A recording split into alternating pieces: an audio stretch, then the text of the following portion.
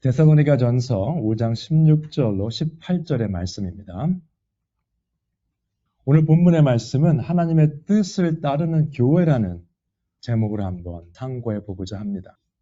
조금 배경을 설명을 드리면은 사도 바울이 2차 전도 여행 때 고린도에서, 보이시죠? 고린도에서 데살로니가에 있는 교회에 편지를 썼던 부분이었습니다. 그래서 1장 1절에 보시면 바울과 실로아노와 디모데는 하면서 그쪽에 있는 교인들에게 letter, 편지를 쓴 것을 말씀하고 있습니다.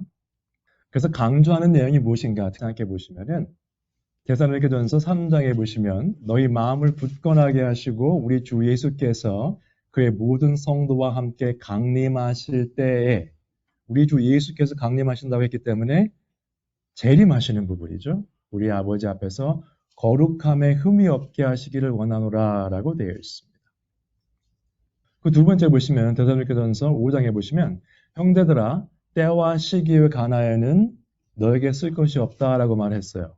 왜냐하면 그 때와 시기를 아는 것은 우리하고는 관계가 없습니다. 그래서 보통 이단에 속한 사람들은 그런 얘기를 많이 하죠.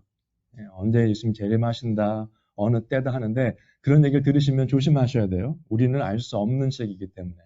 그 다음에 주의 날이 밤에 도둑같이 이룰 줄을 너희 자신이 자세히 알기 때문이라 라고 되어 있습니다. 아무도 예상치 못했을 때 예수님께서 재림하신다고 설명하고 있습니다. 그러면 데살로니가 교회가 어땠는가 한번 생각해 보겠습니다. 이게 좀 길지만은 함께 같이 읽으시죠. 시작. 우리가 너희 모두로 말미암아 항상 하나님께 감사하며 기도할 때에 너희를 기억함은 너희의 믿음의 역사와 사랑의 수고와 우리 주 예수 그리스도에 대한 소망의 인내를 우리 하나님 아버지 앞에서 끊임없이 기억함이니 하나님의 사랑하심을 받은 형제들아 너희를 택하심을 하노라. 세 가지가 나옵니다. 예수님을 믿는 자들의 모임, 개인적으로 믿는 사람들이 교회로 모였을 때 어떤 모습이 드러나는가? 믿음의 역사, 사랑의 수고, 예수 그리스도 안에 대한 소망의 인내가 있다고 했습니다. 세 가지예요. 믿음의 역사, 믿음으로 일을 하는 것이죠. 사랑으로 수고를 하는 것입니다. 오늘도 저희가 친교를 합니다만 친교를 위해서 수고하신 손길들이 있어요. 사랑의 수고죠. 그 다음에 어려운 일이 있어도 상황이 좋지 않아도 그리스도에 대한 소망 때문에 인내할 수 있다는 것을 말하고 있습니다. 그래서 이러한 모습들이 보이는 것을 보고 사도 바울이 뭐라고 했냐면 하나님의 사랑하심을 받은 형제들아 너희를 택하심을 아노라라고 했습니다. 만약에 여러분들께서 어디 나가셔서 이분은 택함을 받지 못했네 이러면 어떻게 될까요? 싸움 납니다. 네. 근데 사도 바울은 정확하게 말했습니다. 너희를 택하심을 아노라 라고 되어 있어요.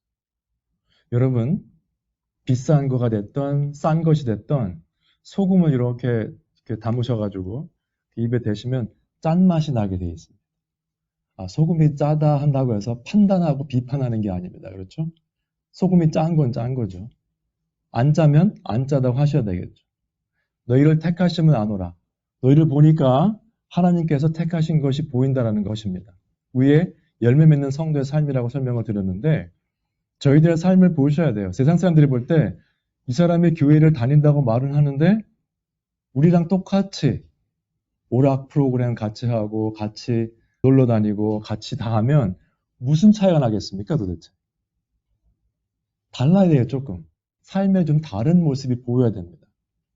예를 들어서 직장에서도 마찬가지인데요. 저희들이 영어권에서 이제 가끔 말을 하지만은 직장에서 남들이 하기 싫은 일이 있어요. 좀 남아서 일을 해라 그럴 때 발런티어 해야 돼요. 크리스천이라면.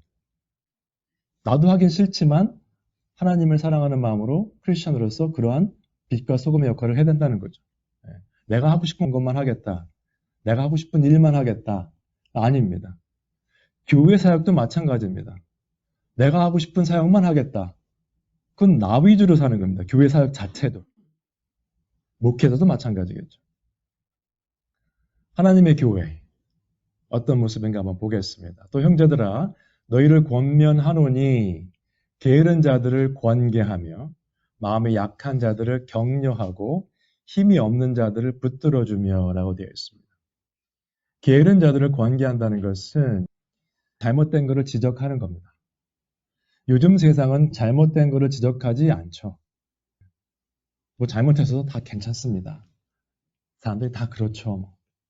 다른 사람들은 더 악합니다. 뭐 이런 식으로 하면서 위로를 합니다. 그것은 죄를 지은 사람들이나 게으른 사람들의 예를 들었지만 여기서는 잘못된 일을 하는 사람들에게 전혀 도움이 되지 않습니다.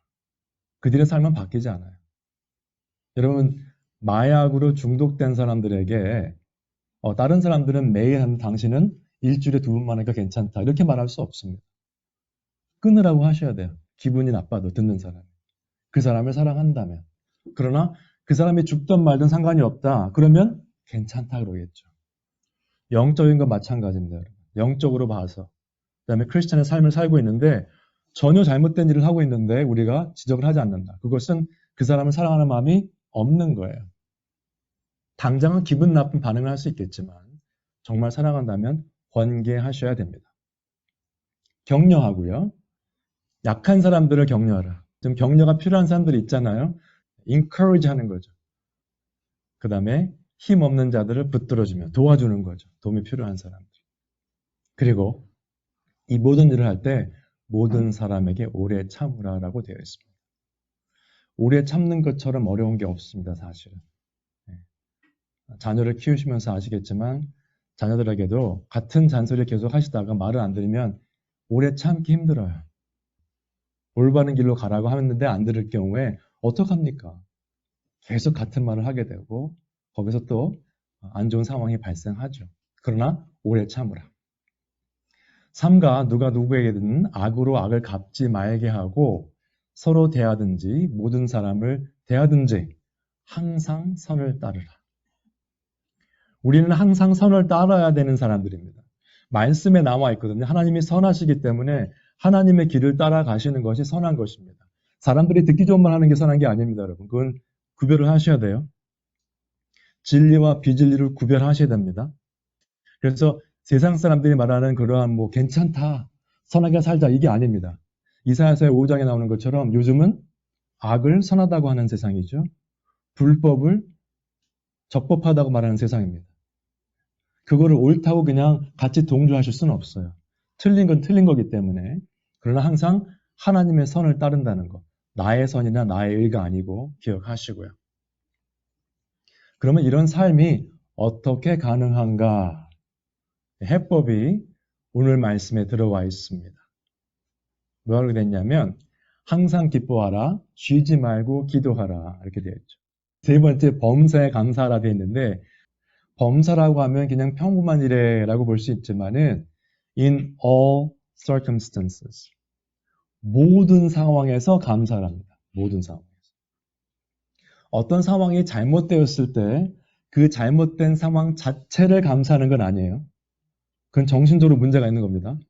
몸이 아픈데 아픈 것 자체를 감사하는 뜻이 아니고 그런 상황에서도 감사해야 된다는 거죠. 그리스도 예수 안에서. 그 차이점이 있어요. 그러면 이렇게 한번 보겠습니다. 항상 기뻐하라, 쉬지 말고 기도하라, 범사에 감사하라죠. 이거 보시면은 항상 기뻐라고 되어 있기 때문에 결국 뭐예요? 항상 기도해야 되고 항상 감사하셔야 된다는 이야기입니다. 이 전체를 다 보시면은. 왜냐하면 기도가 쉬지 말고 하라고 되어 있잖아요. 그러니까 항상 하셔야 되는 거예요. 감사라도 모든 상황에 감사하는 거기 때문에 항상 감사하셔야 돼요. 그렇죠? 그러면 쉬지 말고 기도하라고 했는데 그것도 항상 기뻐라고 했기 때문에 쉬지 말고 기뻐하셔야 돼요. 쉬지 말고 감사하셔야 되고 그 다음에 범사에도 마찬가지. 기뻐하시고 기도하셔야 됩니다. 모든 일에. 결국은 항상 쉬지 말고 범사에 기뻐하시고 기도하시고 감사하셔야 돼요. 세 가지가 다 같이 가야 됩니다. 이것이 거듭난 사람들의 모습이어야 된다는 거죠. 여러분들 오늘도 예배 땡스기빙 때문에 오셨는데 어떤 분들은 표정이 밝으시고 어떤 분은 표정이 별로 밝지가 않아요. 왜 그런지 모르겠습니다. 뭐 기뻐한다고 해서 항상 스마일리 페이스를 띄고 있을 수는 없겠죠. 그러나 마음속에 기쁨이 있다면 조금 다르셔야 돼요. 네. 성도의 모습이 그렇다는 거 기억하시면 좋겠고요. 그 다음에 굉장히 어려울 것 같은데 이것을 왜 해야 되는가? 성경 말씀에는 그리스도 예수 안에서 너희를 향하신 하나님의 뜻이라고 되어 있어요. 그렇게 살아가는 것이 하나님의 뜻이라고 설명하고 있습니다. 네. 그래서 하나님의 뜻에 관해서 데살로니가전서 4장을 보시면 이렇게 나와 있습니다. 하나님의 뜻은 이것이니 너희의 거룩함이라. 여기는 항상 쉬지 말고 범사에 기뻐하고 기도하고 감사하는 것이 하나님의 뜻인데 다음 구절을 보니까 하나님의 뜻은 우리의 거룩함이다 라고 되어 있습니다. 영어로는 sanctification이라고 번역을 했는데 sanctification은 한어로 하면 성화거든요. 그럼 성화와 거룩함은 꼭 같은 말은 아닌데 그 단어에 같이 들어가 있기 때문에 양쪽 다 번역상 문제는 없습니다. 그렇다면 우리가 생각하는 거룩한 삶은 어떤 삶입니까? 재미없는 삶이에요. 보통 성도님들이 생각하시는 삶. 네. 재미없어요. 그냥 거룩하게 걸어다니고 거룩하게 말하고 거룩하게 생각하셔야 돼요. 별로 재미없습니다.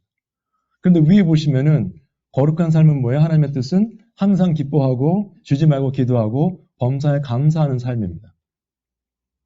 항상 기뻐할 수 있는 삶이 거룩한 삶이라는 거죠. 우리는 거룩에 대해서 잘 이해를 하셔가지고 그리스도 안에서 기뻐하는 삶을 사셔야 되겠습니다. 그래야 그 거룩함을 제가 추구하게 돼 있어요. 거룩한 삶이 전혀 매력적이지 않으면 안 하게 돼 있습니다. 선악과를 따먹었던 이브는 보암직도 하고 먹음직도 해서 먹었잖아요. 거룩한 삶이 거기에 참 기쁨이 있겠구나 하면 계속 그 삶을 위해서 나아가게 되어 있습니다. 그래야 성화가 이루어집니다. 근데 그 삶은 재미없는 것 같아. 그런 분들은 어떤 분들이십니까? 천국 가면은 매일 예배만 드리는데 재미없을 것 같아. 그러니까 이 땅에서 열심히 재미있게 놀다가 올라가야 되겠다 착각하시는 거예요. 저희가 수양회를 가면 간지 꽤 됐습니다만 수양회를 가면 2, 3일 동안 성도들끼리 모여서 기도하고 찬양하고 말씀 듣고 친교하고 기도하고 찬양하고 말씀 듣고 친교하고 너무 좋지 않으세요? 그때 그죠? 그런 분위기를 생각하셔야 돼요. 항상 그런 기쁨이 있고 세상 걱정 없고 정말 내일 무엇을 먹을까 걱정 안 하시잖아요. 그 기쁨 이상 우리가 상상할 수 있는 기쁨이 항상 있는 곳이 천국입니다. 전혀 표정들이 동의할 수 없다 이런 표정이신데 그러시면 안 돼요. 네. 그래서 이제 오늘의 포인트 뭡니까? 기뻐하라, 기도하라, 감사하라죠.